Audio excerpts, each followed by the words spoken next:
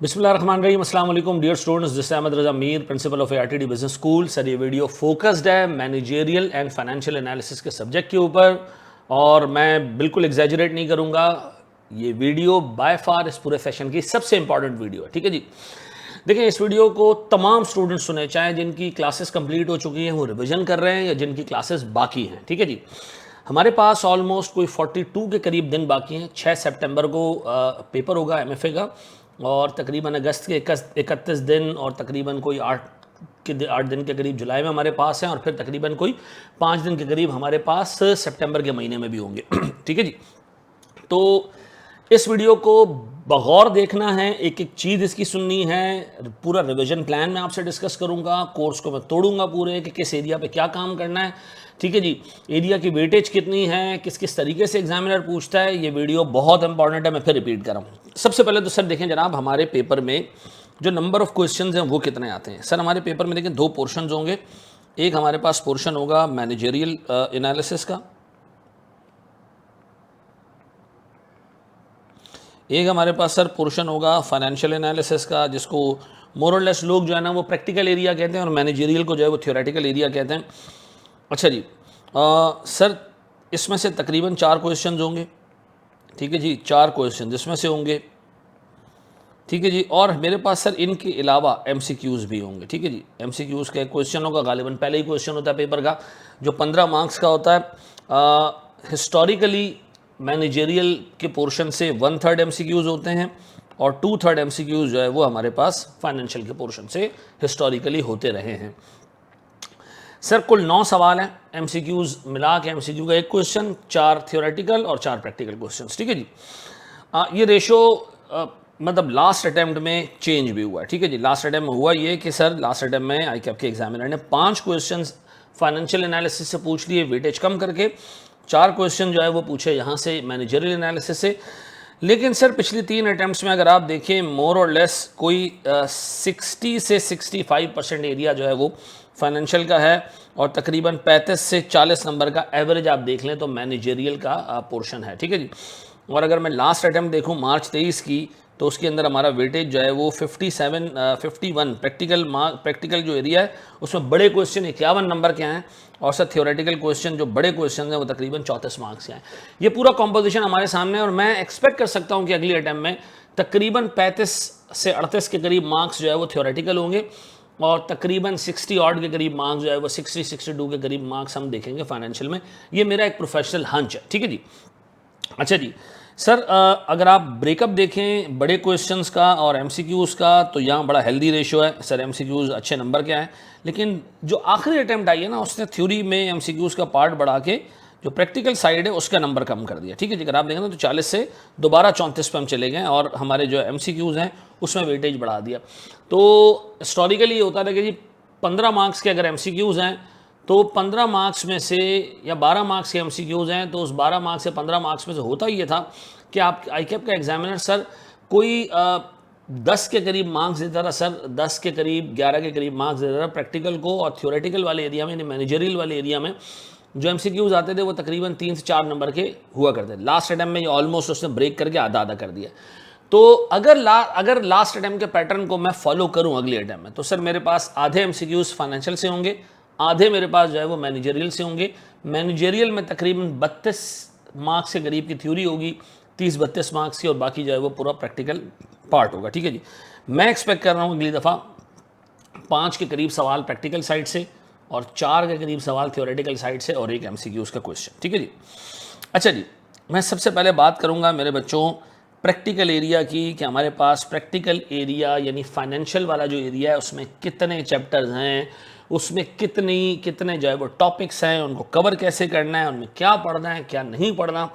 Sir सबसे पहले हमारे पास जो है फाइनेंशियल एंड रिस्क मैनेजमेंट का एरिया है। हिस्टोरिकली इसके मार्क्स हुआ करते थे 25 से 35, अब इसके मार्क्स बढ़ा के 30 से 40 कर दिए गए। इसके अंदर टोटल एरिया ही 4 हैं, ठीक है जी। 4 एरियाज़ में से सर वैक है, फॉरेक्स है, और फिर 2 जो है वो ऐसे एरियाज़ हैं जो फाइनेंशियल वाली साइड में थ्योरी का पोर्शन, ठीक है। अगर मैं हिस्टोरिकली देखूं तो सर मेरे पास 10 से लेके 15 मार्क्स का वैक का क्वेश्चन आया हिस्टोरिकली, ठीक है जी।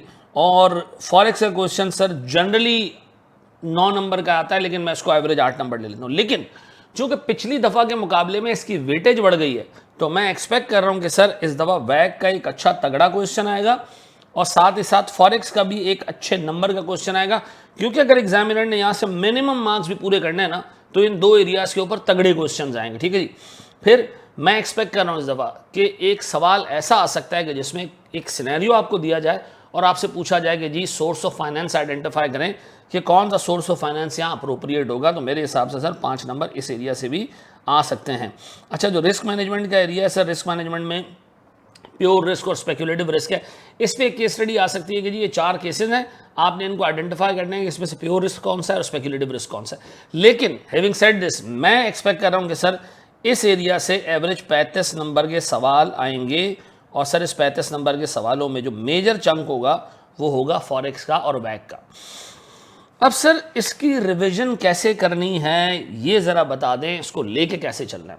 देखें, सबसे पहला टॉपिक जो आपने फाइनेंशियल वाली साइड पे उठाना है ना, वो वैक है। आपने वैक की डिटेल में जो क्लासेस हैं, ठीक है जी, वो आपने लेनी है और कोशिश करें कि जिन्होंने लाइव क्लासेस लिए हैं वो लाइव क्लास ले लें, जिसने अभी तक क्लासेस नहीं लिए हैं वो प्रीमियम लेक्चर से उठा ले। वहाँ जो है वो कम टाइम में सारी चीज़ें हमने कवर की हैं और हमने जो even customize group customize batch दिया उसके अंदर भी हमने वैक के प्रीमियम लेक्चर्स दिए। तमीज़ तरीके से इसको कवर करना है। फिर सर मैंने वैक के 5 क्वेश्चन आपको, अच्छा क्लास वर्क के बाद वैक के मैंने 5 क्वेश्चंस दिए हैं, वो 5 क्वेश्चंस में सारा कॉन्सेप्ट कवर्ड है। तो वो 5 क्वेश्चन आपने करने हैं। सर वो 5 क्वेश्चन कहाँ से मिलेंगे? वो 5 क्वेश्चन और सारे रिवीजन क्वेश्चन एक बंच की फॉर्म में इसी वीडियो के नीचे लिंक आ रहा होगा। अगर इमीडिएटली नहीं आ रहा होगा तो कल तक अपडेट हो जाएगा। ठीक है जी, वो लिंक से आपने डाउनलोड करना है। ठीक है, तो वैक के आपने क्लास के लेक्चर्स कंप्लीट करने हैं। ठीक है जी, इक्विटी की वैल्यूएशन, डेट की वैल्यूएशन, वैक की calculation, preference shares, convertible bonds, ठीक है जी, ये सारे काम करने के बाद सीएपीएम का मॉडल आपने देखना। फिर उसके बाद आपने 5 सवाल तरीके से तमीज़ से सॉल्व करने, मुश्किल सवाल आते हैं। ठीक है, फिर सर फॉरेक्स उठाना है आपने। फॉरेक्स में सर फॉरेन करेंसी और इंटरेस्ट रेट, ये 2 चीज़ें। फॉरेन करेंसी में आपने फॉरवर्ड देखना है, फ्यूचर देखना है, ऑप्शंस देखने हैं। ठीक है जी, इंटरेस्ट रेट रिस्क मैनेजमेंट में फॉरवर्ड रेट एग्रीमेंट है। ठीक है जी, इंटरेस्ट रेट ऑप्शंस हैं और इंटरेस्ट रेट फ्यूचर्स हैं। सर लास्ट 3 अटेम्प्ट से एग्जामिनर ने फॉरेन करेंसी रिस्क मैनेजमेंट पे ही सवाल बनाए हैं, उसने इंटरेस्ट रेट रिस्क मैनेजमेंट पे कोई चीज़ नहीं पूछी अभी तक। ठीक है जी, तो मेरा अपना बड़ा स्ट्रॉन्ग हंच है कि इस दफ़ा इंटरेस्ट रेट रिस्क मैनेजमेंट पे सवाल आ सकता है। मे बी फॉरेक्स पे 2 क्वेश्चन आ जाए, ए और बी में। इंटरेस्ट रेट रिस्क मैनेजमेंट भी टेस्ट कर ले वो और फॉरेन करेंसी रिस्क मैनेजमेंट भी टेस्ट कर ले। तो ये याद रखिएगा, इस पर अच्छे से आपने काम करना है। सर तकरीबन 7 से 8 क्वेश्चन जो है वो मैंने इसके रिवीजन के आपके लिए रखे हुए हैं। ठीक है जी, और ये रिवीजन क्वेश्चन उसी बंच के अंदर आपको मिल जाएंगे। पहले पूरी क्लासेस लेनी है, ठीक है जी, और फिर उसके बाद आपने उठा के देखना। अच्छा एक चीज़ और, जो हमारे रेगुलर स्टूडेंट्स हैं उनको एक फैसिलिटी होगी प्रीमियम लेक्चर्स की। अल्लाह के वास्ते अगर आपने फॉरेक्स के लेक्चर क्लास के नहीं लिए हैं तो प्रीमियम लेक्चर से लीजिएगा। ठीक है जी, प्रीमियम लेक्चर से लीजिएगा, मैं फिर रिपीट कर रहा हूँ। ठीक है जी, अच्छा एक इंपॉर्टेंट चीज़ और, फॉरेक्स के एंड पे ना थ्योरी है छोटी सी कि जी क्रेडिट रिस्क को कैसे मैनेज किया जाता है, लिक्विडिटी रिस्क को कैसे मैनेज किया जाता है। ये 2 टॉपिक ऐसे हैं जो बीएफडी में कुछ अटेम्प्ट्स पहले ऐड हुए और एज ए रिजल्ट इन्होंने एमएफए में भी ऐड किए। तो याद रखिएगा, इस पर एक अच्छा छोटा सा थ्योरी का सवाल बन के आ सकता है, वो देख लीजिएगा, वो स्टेप्स देख लीजिएगा कि लिक्विडिटी रिस्क को मैनेज करने के लिए हमारे पास क्या stand by line of credits हैं। ठीक है जी, हमारे पास ओवरड्राफ्ट फैसिलिटीज़ हैं, लोन्स हैं, इस तरह की चीज़ें देख लीजिएगा। और क्रेडिट रिस्क को मैनेज करने के लिए क्रेडिट स्क्रीनिंग है सर, स्ट्रिक्ट कंट्रोल्स हैं सर, इंसेंटिव्स हैं, इस तरह की चीज़ें देख लीजिएगा। ये आखिर में एक थ्योरी दी हुई है, थॉरोली देख लीजिएगा। डन हो गया जी। तो इस एरिया में सर सोर्स, अच्छा फिर तीसरा हमारे पास है सर सोर्स ऑफ फाइनेंस। इस पे मैंने सर तकरीबन 3 से 4 क्वेश्चंस दिए हैं, प्रैक्टिकल क्वेश्चन केसेस, जिसके अंदर selection of sources of finance आ रहा है। एक बहुत इंपॉर्टेंट चीज़ इसमें यह भी याद रखना कि सोर्स ऑफ फाइनेंस में आपने 2 काम करने हैं। जितने sources of finance sir chapter में दिए, ठीक है जी, वो मैंने सर समराइज़ किए अपने नोट्स के अंदर जो हमारी किताब में मौजूद है। ठीक है जी, और वो नोट्स जो है मैंने क्लास में भी दिए हैं और इवन जिसके पास हैं वो बाकी लोगों से भी शेयर कर लें। और अगर मेरी मैनेजमेंट सुन रही है इस वीडियो को तो भाई जिनका कस्टमाइज बैच के बच्चे हैं उनसे भी शेयर कर लीजिए। ठीक है, हाँ, तो उसमें आपने क्या करना है सर, सारे सोर्सेज ऑफ फाइनेंस में आपने पॉइंट्स याद करने। पॉइंट्स का मतलब ये कि जी मिसाल के तौर पर लॉन्ग टर्म डेट, ठीक है जी, बैंक लोन, उसके 4-5 पॉइंट्स क्या हैं जी। बैंक लोन जो है वो इतने साल के लिए मिलता है, बैंक लोन के ऊपर टैक्स जो है वो टैक्स अलाउबल एक्सपेंसेस इंटरेस्ट अगर उसका हम पे करते हैं ठीक है जी। डेट्स जो बैंक लोन है वो उसमें इशू कॉस्ट इतनी नहीं होती है, बैंक लोन जो है वो क्विकली मिल जाता है। यानी हर सोर्स ऑफ फाइनेंस के आपने 5-5, 6-6 पॉइंट्स याद करने हैं कि अगर वो लिखने को आ जाए तो आपके पास 5-5, 6-6 पॉइंट्स लिखने को हों। ठीक है जी। इस सोर्स ऑफ फाइनेंस में अगर कोई प्रैक्टिकल एरिया टेस्ट होता है, मेरे हिसाब से वो प्रैक्टिकल एरिया कन्वर्टेबल बॉन्ड्स का होगा। ठीक है जी, ये देख लीजिएगा कन्वर्टेबल बॉन्ड्स में जो कैलकुलेशंस हैं। ठीक है जी, कन्वर्टेबल बॉन्ड्स की मार्केट वैल्यू, कन्वर्टेबल बॉन्ड्स की फ्लोर वैल्यू और कन्वर्टेबल बॉन्ड्स में प्रीमियम की कैलकुलेशन। ठीक है जी, ये तीनों चीज़ें देख लीजिएगा, मैंने करवाई है क्लास में। ये हर किस्म के सर स्टूडेंट्स के पास अवेलेबल होंगी, हमारे रेगुलर में भी अवेलेबल हैं, प्रीमियम में भी अवेलेबल है, और जो हमने कस्टमाइज बैच दिया उसमें भी अवेलेबल है। तो समरी इस पूरे सेशन की क्या है जी, आपने वैक के सवालात करने, वैक की क्लास लेनी है, फिर 5 सवालात करने हैं, फिर आपने सर फॉरेक्स की सारी क्लासेस लेनी है, फिर आपने फॉरेक्स से 7-8 क्वेश्चन हैं वो करने। ठीक है जी, फिर आपने सर सोर्सेज ऑफ फाइनेंस की डिटेल में तमीज़ से जो है वो रेगुलर क्लास जो मैंने करवाई चीज़ें वो देखनी है, और फिर हर एक सोर्स ऑफ फाइनेंस के आपने सर 4-4, 5-5 पॉइंट्स याद कर लेने।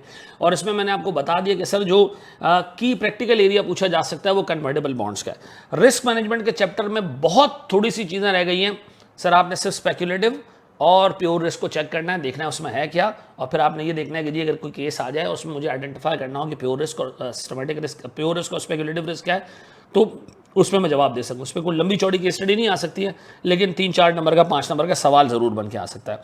तो वैक थॉरोली देखना है, 5 सवाल देखने हैं, फॉरेक्स 6 चीज़ें देखनी है, 3 फॉरेन करेंसी जो है वो फॉरेन करेंसी रिस्क मैनेजमेंट में, फॉरवर्ड फ्यूचर ऑप्शंस, और 3 जो है वो इंटरेस्ट रेट रिस्क मैनेजमेंट में, FRA, interest rate futures, interest rate options. ठीक है जी।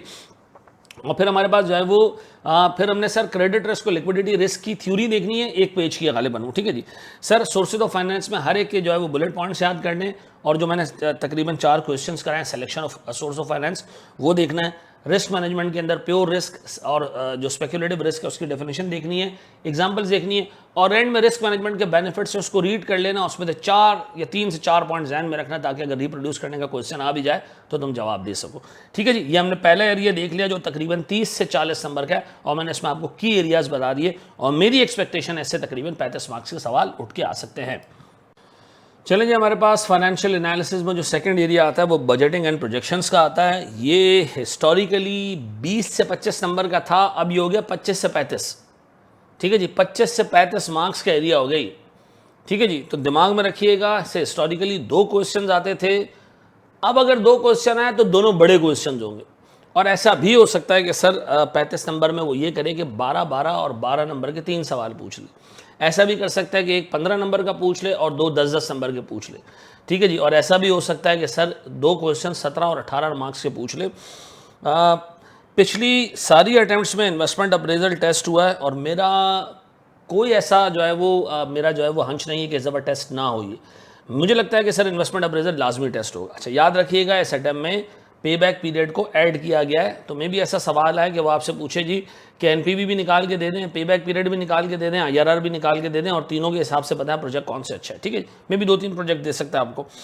बजटिंग सर 3 अटैम्प्ट्स में से एक ही दफ़ा टेस्ट हुआ है, इस अटैम्प्ट के लिए मेरे हिसाब से मोस्ट इंपॉर्टेंट है, और ख़ास तौर पे कैश बजट, क्योंकि लास्ट टाइम बजटेड P&L है। लेकिन ये याद रखिएगा, जब टीचर आपको ये बताता है कि ये चीज़ इंपॉर्टेंट है, इसका हरगिज़ ये मतलब नहीं है कि दूसरी चीज़ आप छोड़ दो, वो ज़्यादा इंपॉर्टेंट होती है। मे भी दोबारा बजटेड P&L आ जाए, लेकिन सर ये मेरा हंच है कि इस दफ़ा बजटिंग इंशाल्लाह ज़रूर टेस्ट होगा। वर्किंग कैपिटल में 2 इंपॉर्टेंट एस्पेक्ट्स हैं। अब तक उसने वर्किंग कैपिटल की रिक्वायरमेंट प्रैक्टिकली पूछी है, थ्योरी का एलिमेंट उसने नहीं डाला है इसके अंदर। मेरा अपना हंच है कि इस दफ़ा अगर एग्जाम में वो चीज़ें पूछता है तो वो ये भी कर सकता है कि वो आपसे वर्किंग कैपिटल के रेशियोज़ पूछे, वर्किंग कैपिटल साइकिल कैलकुलेट करवाए, उस पर कमेंट्स करवाए, उस पर जो है आपको चीज़ें दे दे, या वर्किंग कैपिटल की रिक्वायरमेंट कैलकुलेट करवाए जिस तरह की हमने क्लासेस में की थी। ठीक है जी, अगेन सर जो रिविजन आपने करना है सर, पूरी क्लासेस आपने लेनी है, बहुत तमीज़ से लेनी है। इन्वेस्टमेंट अप्रेजल के 10 क्वेश्चन जो हमारे बंच में होंगे वो आपने करने हैं, जो रिविजन क्वेश्चन के बंच में। बजटिंग के मैंने जितने सवाल क्लास में कराए, लेक्चर्स के थ्रू कराए, वो सारे करने। ठीक है जी, 6 क्वेश्चन मैं आपको और दूंगा सर, उसी बंच के अंदर है, जो आपने तरीके से तमीज़ से करने। ठीक है जी, वर्किंग कैपिटल के मैंने बड़े नायाब क्वेश्चंस आपके लिए बनाए थे, और वो गालिबन आप लोगों ने क्लास में किए भी होंगे, जो मैंने रिवीजन के तौर पे आपको दिए थे, वो क्वेश्चंस मैं आपको दोबारा शेयर कर रहा हूँ। यानी सर इफेक्टिवली मैं समझ रहा हूँ इन तीनों क्वेश्चंस में से एक को भी आप जो है वो आउट नहीं कर सकते कि ये इस दफ़ा टेस्ट नहीं होगा। कोई मुझसे पूछे प्रायोरिटी के हिसाब से सर इन्वेस्टमेंट अप्रेजल, बजटिंग और फिर वर्किंग कैपिटल, ठीक है जी। लेकिन ये तीनों भी टेस्ट हो सकते हैं। हो सकता है कि इस दफा इन्वेस्टमेंट अप्रेजल और बजटिंग टेस्ट हो जाए, मे बी वर्किंग कैपिटल को वो स्किप कर दे। बहुत कम चांस है कि इन्वेस्टमेंट अप्रेजल स्किप हो। मैं फिर रिपीट कर दूं, इन तीनों में जो टेस्टिंग का जो लेवल है ना वो 2 है, प्रोफिशिएंसी लेवल 2 है, यानी ये थोड़े से मुश्किल सवालात पूछे जाएंगे, ये दिमाग में रखिएगा। मैंने आपको अपने रेगुलर बैच में भी, प्रीमियम में भी और कस्टमाइज में भी मेजॉरिटी क्वेश्चन सीए फाइनल के कराएं, आपने वो सारे करने, एक को भी नहीं छोड़ना, ठीक है जी। इस एरिया और इस एरिया में, ऊपर वाले एरिया में अगर किसी बच्चे ने नंबर निकाल लिए, ऑनेस्ट टू गॉड उसको शायद 10 से 12 नंबर लेने हो थ्योरी के अंदर। इसमें से आपने इस एरिया में से आपने चीज़ें निकालनी। हैविंग सेड दिस, थ्योरी के मार्क्स प्रैक्टिकल के मुकाबले में लेना आसान होते हैं, तो सीधी सीधी चीज़ें होती हैं। आप एक केस स्टडी के अंदर भी सर पॉइंट्स लिख के आ जाते हैं, नंबर मिल जाते हैं आपको।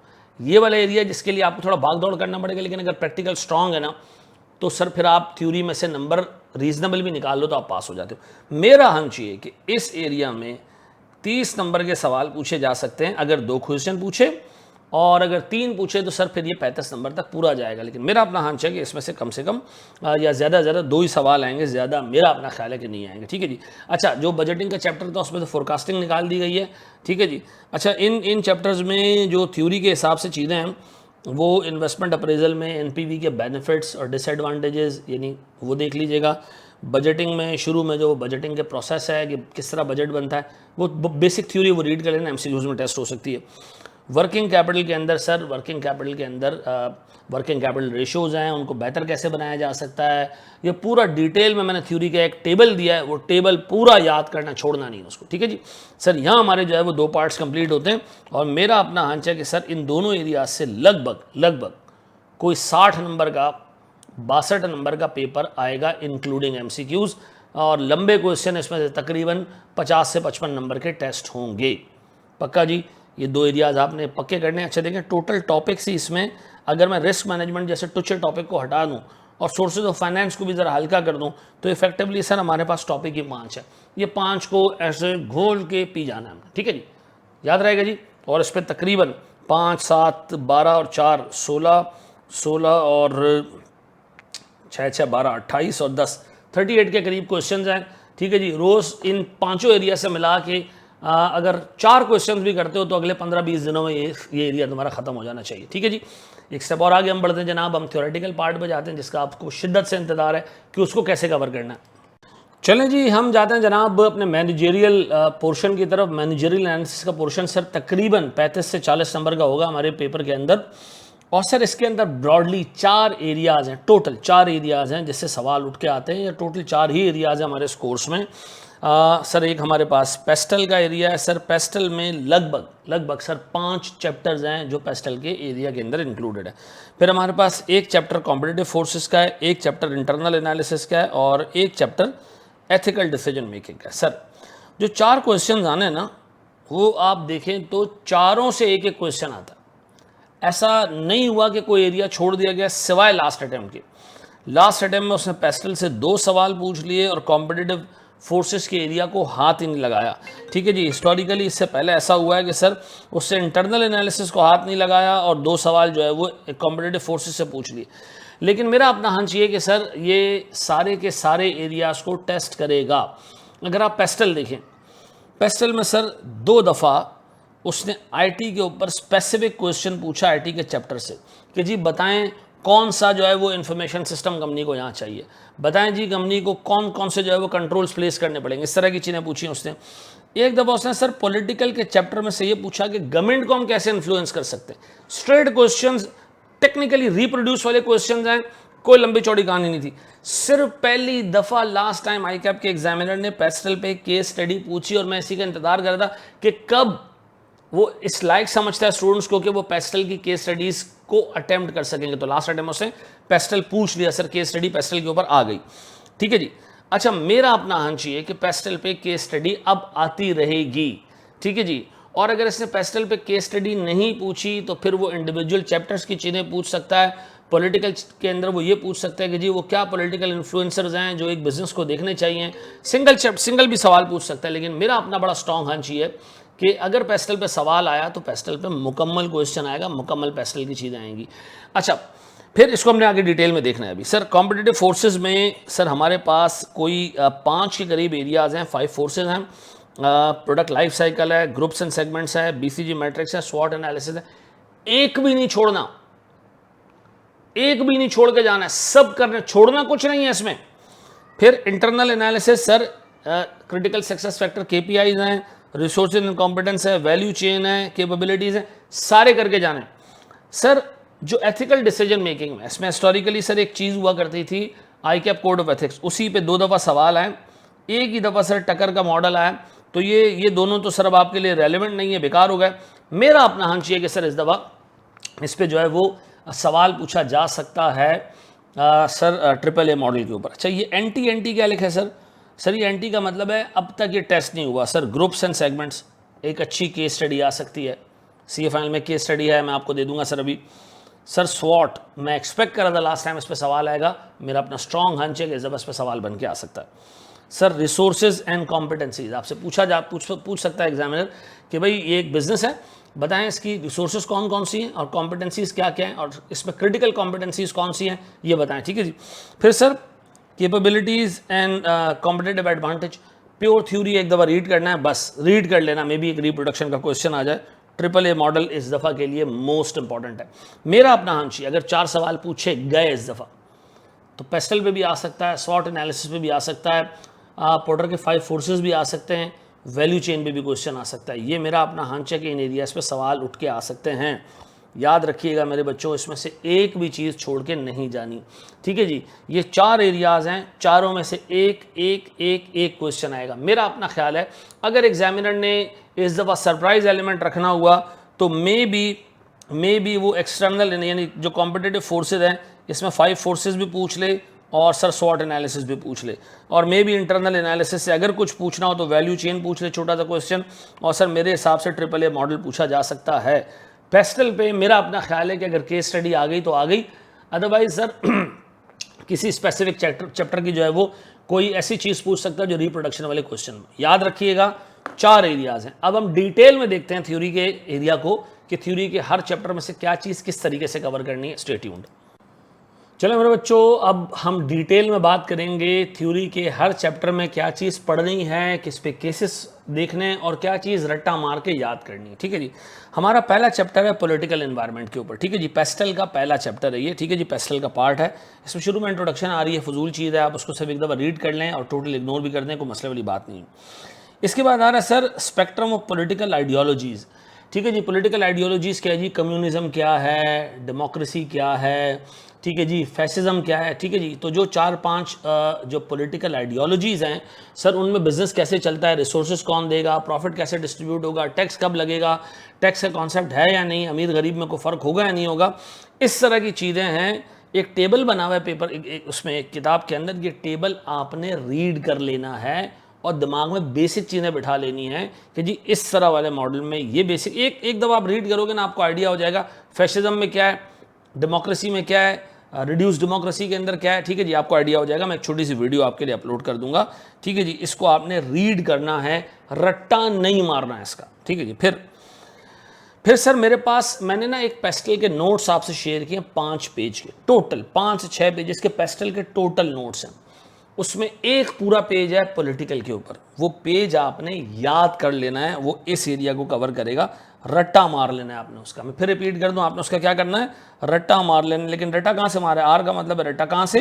पेस्टल के जो मैंने नोट्स दिए। किताब पे नहीं जाना, लंबी हो जाएगी बहुत। ठीक है जी। अच्छा, लेक्चर आपने लेना है पूरा, इस पूरे पॉलिटिकल के चैप्टर का ना लेक्चर है टोटल 1 घंटे का, बस 1 घंटे का वो लेक्चर लेना है आपने।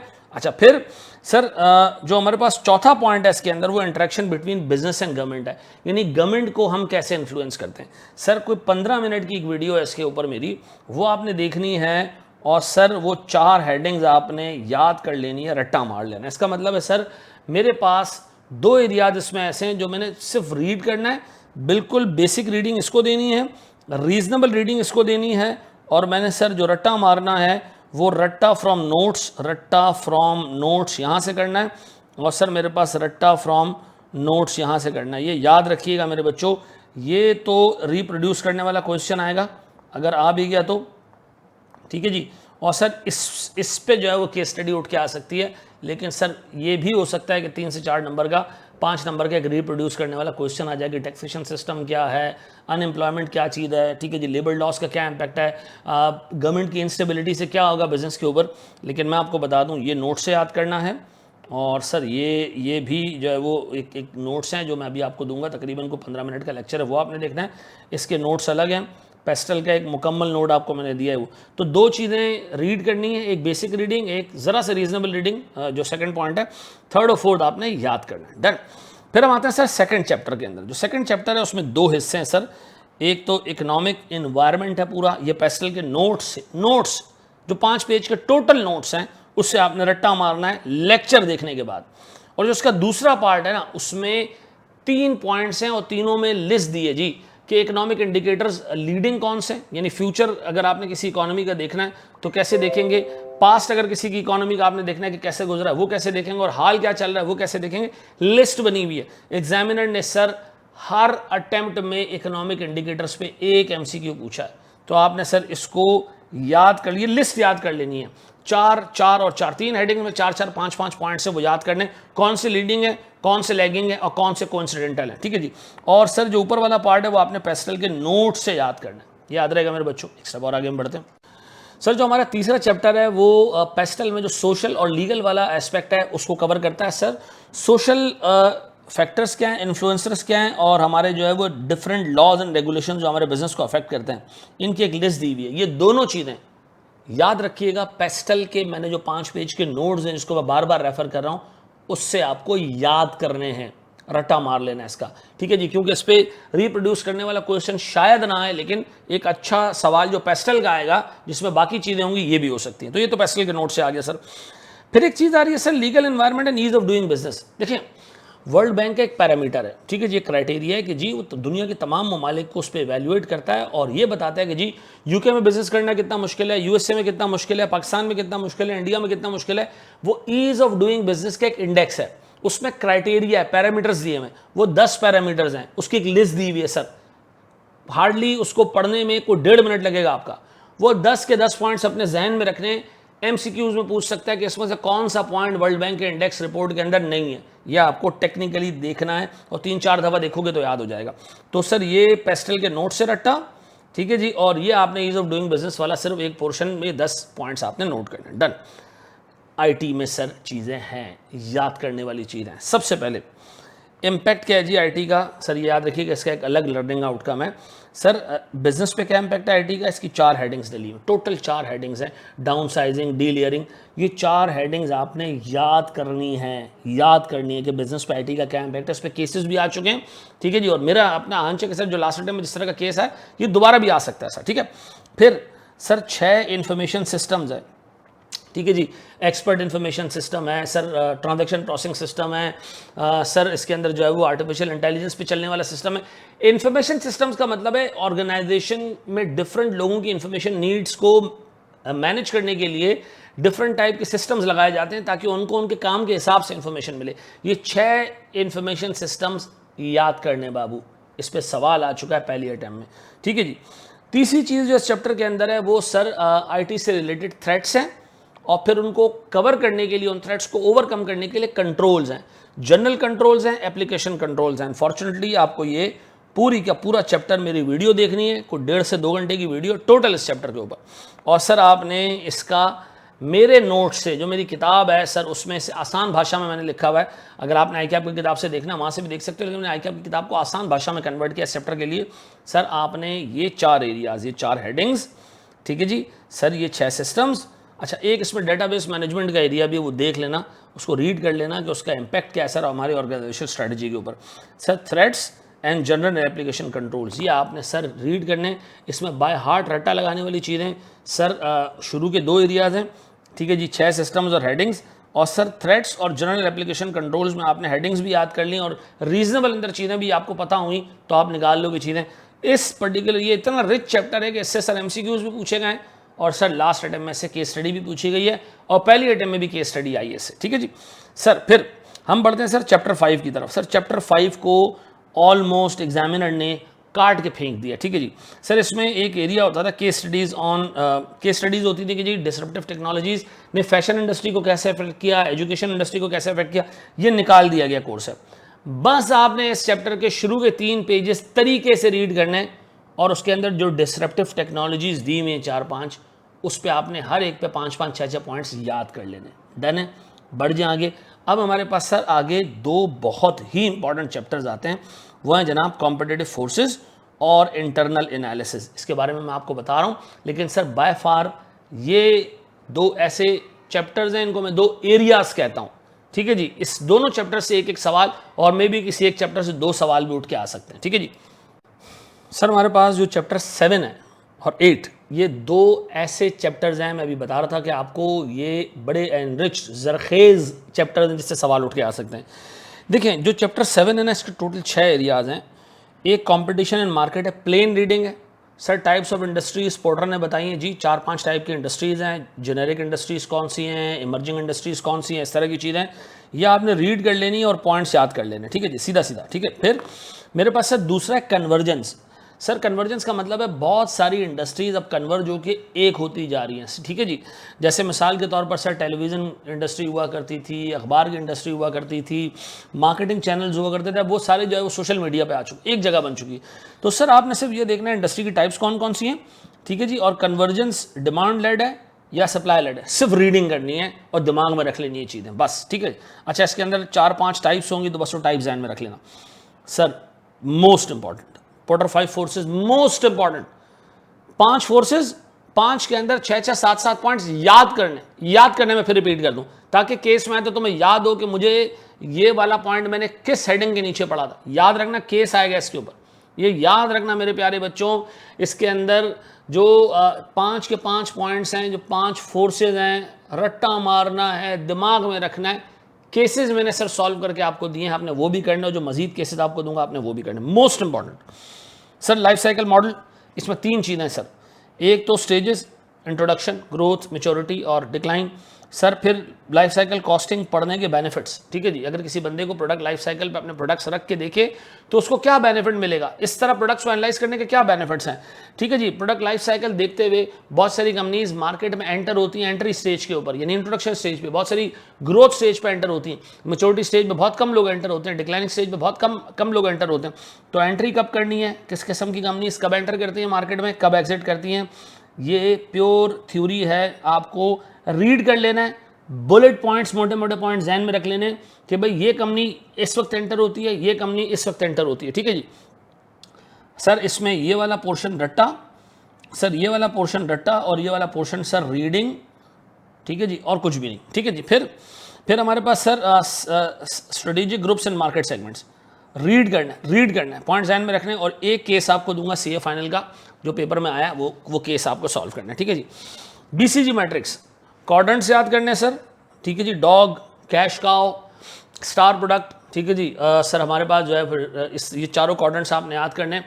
ठीक है जी, उनकी स्ट्रेटजीज क्या क्या हैं सर, उसमें मार्केटिंग किस किस चीज़ पे करनी है, क्रिटिकल सक्सेस फैक्टर क्या है। ठीक है जी, कस्टमर किस टाइप का होगा, जो आपके डिस्ट्रीब्यूशन चैनल्स है वो किस टाइप का, आपको पूरा एक चार्ट दिया, याद रट्टा। ठीक है जी, याद करना है। ठीक है जी, बीसीजी मैट्रिक्स। वीकनेस क्या है सर बीसीजी मैट्रिक्स की, इस पर प्रैक्टिकल क्वेश्चन आ चुका है सर। 2-3 वीकनेसेस हैं। ठीक है जी, सीधा सीधा आपने उठा के उसको रीड कर लेना है और ये बुलेट पॉइंट्स ध्यान में रखने हैं। ठीक है, फिर स्वॉट एनालिसिस के ऊपर मेरा नोट है, उन नोट में सर मैंने रिसोर्सेज दिए हैं। ठीक है जी, यानी सर हमारे पास जो स्ट्रेंथ्स हैं, वीकनेसेज हैं, अपॉर्चुनिटीज़ एंड थ्रेट हैं। 1 घंटे का मेरा लेक्चर है, सुनना तरीके से और सर वो नोट्स याद कर लेना। आप मुझे एक बात बताएं, इसमें याद करने वाली, रट्टा लगाने वाली चीज़ें सर, टाइप्स ऑफ इंडस्ट्रीज आपने याद कर लेनी है। ठीक है जी सर, जो पोर्टर 5 फोर्सेज हैं याद कर लेने 5 फोर्सेज। रट्टा का मतलब ये है कि यार उसके अंदर पॉइंट्स याद रखना, वर्ड टू वर्ड किसी का अब्बा भी रट्टा नहीं लगा सकता, रट्टा लगाने जाओगे फेल हो जाओगे, मैं बता रहा हूँ। ठीक है, मोटे मोटे पॉइंट्स याद कर लेना, रीड करते रहना, बाद में बार बार रीड करते रहना। स्टेजेस ये आपने सर याद करने, बेनिफिट्स आपने याद करने। ठीक है जी, टाइमिंग ऑफ एंट्री और ये आपने रीड कर लेना है। ठीक है जी सर, फिर हमारे पास बीसीजी जो सेगमेंटेशन है, मार्केट सेगमेंटेशन रीड करना है और एक केस सॉल्व करना है, बस। बीसीजी मैट्रिक्स, क्वाड्रेंट्स के जो पॉइंट्स हैं, जो चार्ट है वो याद करना है। वीकनेसेस 2-3 है वो अपने जहन में रखनी है, बुलेट्स याद कर लेना उसके। ठीक है जी, स्वॉट के मैंने नोट्स दिए हैं सर, वो नोट्स बार बार रीड करने हैं, चीज़ें जहन में रखनी है। फाइनेंशियल रिसोर्सेज कौन से हैं, ह्यूमन रिसोर्सेज कौन से हैं, रॉ मटेरियल, लेबर, ये सारी चीज़ें आपने ध्यान में रखनी। डन। तो इसमें अगर कोई पूछे कि मोस्ट क्रिटिकल, तो मैं कहूँगा ये और ये। अच्छा, इन दोनों से इस दफ़ा सवाल एक्सपेक्टेड है, इन दो एरियाज से।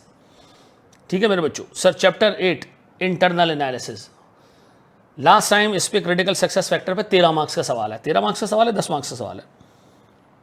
10 मार्क्स का सवाल है सर। ठीक है जी। इससे पहले 13 नंबर का जो है वो एक उससे पिछले अटैम्प्ट में आया था उसके ऊपर, वैल्यू चेन के ऊपर। अच्छा, स्ट्रेटेजिक कैपेबिलिटी और कस्टमर नीड्स। ठीक है जी, प्लेन रीडिंग करनी है बस। इसके अंदर एक याद करने वाली चीज़ मार्केटिंग मिक्स है, इसका आपने रट्टा मारना है। ठीक है जी, प्रोडक्ट, प्राइस, प्लेस और प्रमोशन, ये 4 हेडिंग्स हैं, इनको बस याद कर लेना। ठीक है। अच्छा, फिर क्रिटिकल सक्सेस फैक्टर, KPIs। ठीक है जी, ये क्लास के नोट से आपने देख लेना है। इसमें मोस्ट इंपॉर्टेंट चीज़ जो आपने याद करनी है, टाइप्स ऑफ बेंचमार्किंग, ये आपने रट्टा मारना है। बाकी सर KPIs और critical success factor last time आ चुके हैं, तो मेरा अपना आंच है कि इस दफ़ा इस पर इतना डिटेल लंबा चौड़ा क्वेश्चन नहीं आ सकता। वैल्यू चेन बेटा इस दफ़ा के लिए सबसे इम्पॉर्टेंट, सबसे इम्पॉर्टेंट। ठीक है जी, प्राइमरी एक्टिविटीज़ कौन सी हैं, सेकेंडरी एक्टिविटीज़ कौन सी हैं, उनमें कौन कौन सी एक्टिविटीज़ होती हैं, ये आपने दिमाग में रखनी है। और जो सब एक्टिविटीज़ हैं, मिसाल के तौर पर प्राइमरी 4 एक्टिविटीज़ हैं, उन चारों में अंदर 10-10 एक्टिविटीज़ लिखी हुई, बस वो जहन में रख लेना, रट्टा नहीं मारना। प्राइमरी एक्टिविटीज़ का रट्टा मार लेना, अंदर जो बुलेट्स हैं उनको सिर्फ छोटा छोटा बस जहन में रखना, लंबी चौड़ी कहानी नहीं होगी उसके अंदर। ठीक है जी। फिर रिसोर्सेज, कॉम्पिटेंसीज, इसके टाइप्स हैं, कोर कॉम्पिटेंसी कौन सी है, थ्रेशोल्ड कॉम्पिटेंसी कौन सी है, थ्रेशोल्ड रिसोर्सेज कौन से, कोर रिसोर्सेज कौन से, सिंपल रीड करना है और दिमाग में रखना है बस। ठीक है जी। फिर कैपेबिलिटी, कॉम्पिटिटिव एडवांटेज, डायनेमिक कौन सी है, किस तरह हम जो है वो कॉम्पिटिटिव एडवांटेज अचीव कर सकते हैं, कॉर्पोरेट नॉलेज क्या है, इनकी सिर्फ आपने रीडिंग करनी है अच्छे से और दिमाग में रख लेना है। अगर सवाल आ जाए तो रिप्रोड्यूस कैसे करना है ये तुम्हें पता होना चाहिए। इस पर रिप्रोडक्शन का क्वेश्चन आ सकता है। स्वॉट के नोट्स मैंने आपको ऊपर बता दिए। अब बताएं सर, ये नहीं, ये एक ही है सर हमारे पास। ठीक है जी, आधा एरिया एक चैप्टर में डाला हुआ, आधा दूसरे में। तो सर अगर कोई मुझसे पूछे रट्टा लगाने वाले, तो मैं कहूँगा जी रट्टा लगाने वाले बेंचमार्किंग के टाइप्स, वैल्यू चेन, सर मेरे पास रिसोर्सेज कैपेबिलिटीज़ को, आपने कॉम्पिटेंस को याद करना है। सर ये वेज टू अचीव कॉम्पिटेंट जो वो है sir, competitive advantage, corporate knowledge, और ये सर ये आपने रट्टा मारना। रट्टा का मतलब ये होता है कि यार जैसे स्वॉट में पॉइंट्स हैं, 5 पॉइंट्स जहन में रखने भाई, 5 जहन में रखोगे तो 4 तो रहेंगे ना जहन में, रिप्रोड्यूस करने के सवाल को आप अटैम्प्ट कर सकोगे। एथिकल डिसीजन मेकिंग, सर हमारे पास ये वो एरिया जिससे एक सवाल लाजमी आना है। सर 2 मॉडल्स रह गए हैं, बाकी सब खत्म हो चुका है सर फ्रेमवर्क्स में। अच्छा, ये बेनिफिट्स देख लेना, एथिक्स के बेनिफिट्स क्या है, कस्टमर आपको कैसे देखता है, सप्लायर्स आपको कैसे देखते हैं, रेगुलेटर्स आपको कैसे देखते हैं, इसके बेनिफिट्स का रट्टा मारना है। ठीक है जी। बाकी सर जो नेचर ऑफ एथिक्स एक पेज का, उसको सिर्फ प्लेन रीडिंग करनी है, बिल्कुल याद करने की कोशिश नहीं करना, 1 रीडिंग बस। ठीक है जी, इसका 1 रीडिंग, तो इसको मैं काट ही देता हूँ सर, आप इसको बस एक दफ़ा रीड कर लेना, कोई लंबा चौड़ा सवाल नहीं बन के आ सकता है। सर एथिक्स के बेनिफिट्स ये आपने रट्टा मारने, और 2 फ्रेमवर्क हैं सर, दोनों की हेडिंग्स याद करनी है। ठीक है जी, क्या करना है जनाब, हेडिंग्स याद करनी है, और सर इस पर केसेस सॉल्व करने, हर एक पे कम से कम 3-3 केसेस। ठीक है जी। फिर सर हमारे पास सोर्सेज ऑफ फाइनेंस के बारे में मैं ऊपर आपको बता चुका हूँ कि आपने सिंपली हर एक सोर्स ऑफ फाइनेंस के 3-3, 4-4 कैरेक्टर्स याद करने हैं। ठीक है जी। और एक गिवन केस में सिलेक्शन कैसे करनी है सोर्स ऑफ फाइनेंस की, इक्विटी कब यूज़ करना है, लॉन्ग टर्म डेट कब यूज़ करना है, शॉर्ट टर्म डेट कब यूज़ करना है, ये आपने देखना है। रिस्क मैनेजमेंट के चैप्टर में ISO 31000 और इससे रिलेटेड सारी चीज़ें ख़त्म, सिर्फ 2 चीज़ें, प्योर और स्पेक्युलेटिव रिस्क, या आपने रीड कर लेने हैं और इनकी एग्जाम्पल्स देख लेनी है, और रिस्क मैनेजमेंट के बेनिफिट्स आपको याद कर लेने। ठीक है जी। सर मैंने पूरे थ्योरी के चैप्टर्स आपके सामने रख दिए, और अब इस थ्योरी के चैप्टर्स को रिवाइज कैसे करना है, रोज़ एक एरिया पिक करें। ठीक है जी। आपके पास जो थ्योरी एंड चैप्टर्स हैं, चैप्टर 7, 8 और 9, इनसे सर 3 सवाल बन के आने, इनको पक्का करके जाना है। पेस्टल और स्वॉर्ड आपने तरीके से करने हैं, ऊपर के जो 5 चैप्टर्स हैं। ठीक है जी। लेकिन इन 3 चैप्टर्स हैं 7, 8 और 9, इनमें कोशिश करनी है अच्छी खासी चीज़ों को आपने दिमाग में रखना है, याद कर लेना है। सर मैंने पूरा कोर्स आपके सामने खोल दिया है, इन केस कोई भी सवाल हो आप मुझसे पूछ सकते हैं। एक कॉम्प्रीहेंसिव पलंदा है क्वेश्चंस का, वो मैं आपसे शेयर करूंगा, प्रैक्टिकल साइड का भी और थ्योरेटिकल साइड का भी, और हर ऑल्टरनेटिव डे पे मैं केस शेयर किया करूंगा आपसे, वो केस आपने देखते रहना है थ्योरी के अंदर। ठीक है जी। थैंक यू वेरी मच, जज़ाकल्लाहु खैरन। मेरी उम्मीद है अल्लाह से कि अगर आप लोगों ने चैनल जिस तरह मैंने आपको बताया इस तरीके से आपने तैयारी कर ली, तो सर मैं आपको बताऊं इस पेपर में फेल होने के चांसेस बहुत कम है। स्ट्रेटेजिकली सही हो के जाओ, पॉलिटिकली सही हो के जाओ, ठीक है जी।